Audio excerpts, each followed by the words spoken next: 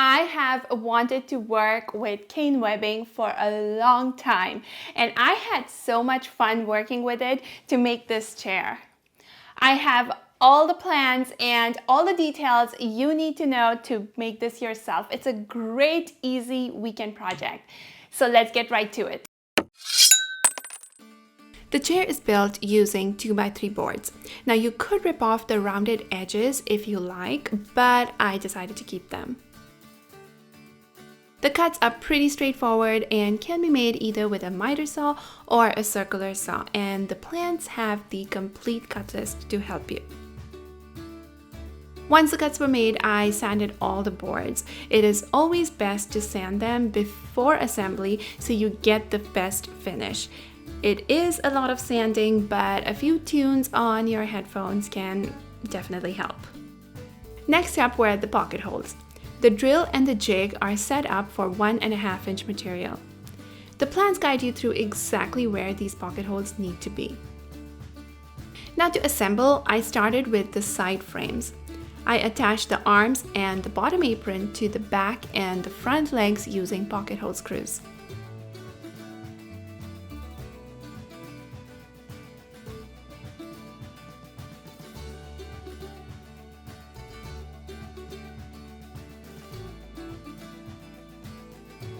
Then the front of the arm is attached to the legs using a countersink screw. I used a countersink drill bit to make the holes and then a larger drill bit to accommodate a dowel that I will be using later to fill the holes. And these are the two armrests. Now for the slats.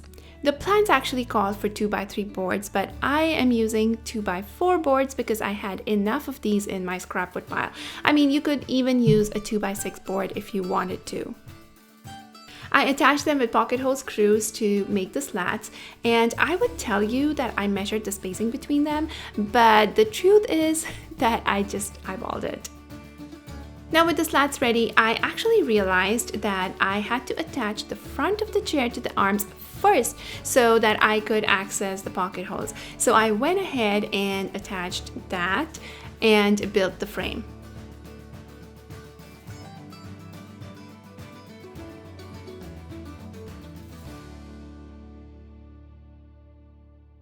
Then I attached the slats to the entire frame with pocket holes.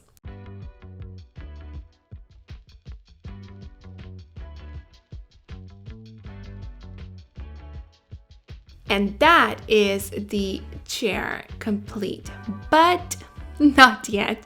I actually forgot to add pocket holes to connect the back apron to the chair. So yeah, I fixed the problem. And the last part was to add the back support on the top.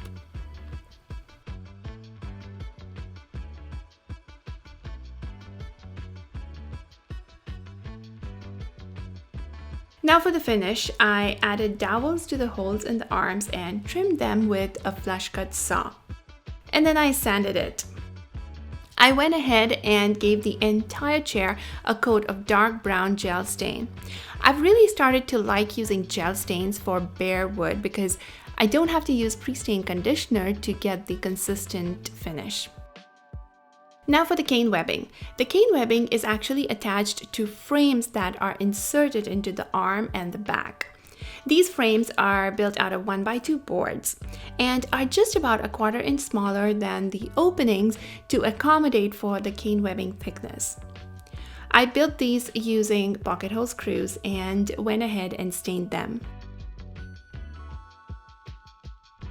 So it's time to add the cane webbing. Now cane webbing comes in a roll like this, and it really is quite stiff and it's kind of hard to manage and to get a nice tight stretch across the frame.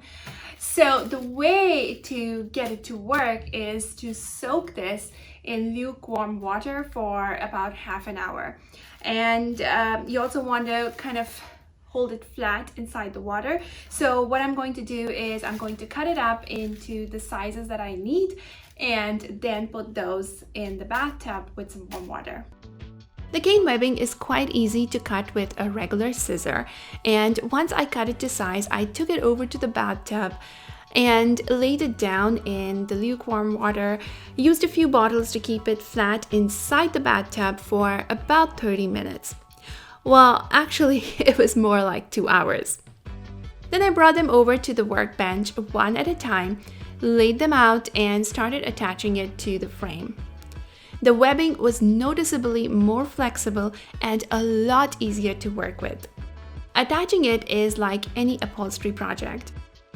I started with one side and then pulled the opposite side tight and attached, followed by the other 2 sides and then the corners. With the cane webbing, you do need to use a lot of staples because you want to make sure that none of the fibers start to unravel.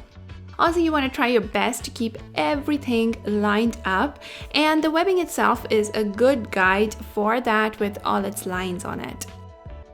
I did use a hammer to sort of make sure that all the staples were nice and tight inside and wouldn't come off. I took it over to the chair to insert it into the arm. I did need to use a mallet to push it in because it was nice and tight. But then I realized that the cane was still sticking out. So I took out the frame and cut off the cane fibers till about half width of the frame. And this time, it worked perfectly. The cane was a little loose when it was still wet, but as it dried up, it became nice and tight. In fact, there were a few wrinkles in the back that I was worried about, but they totally disappeared when it was all dried up the next day. And that is the chair. It was super easy to build, and I have the plans available for you. Thank you so much for watching, and let me know what you think of this project in the comments below. And you might now enjoy these other DIY furniture projects as well.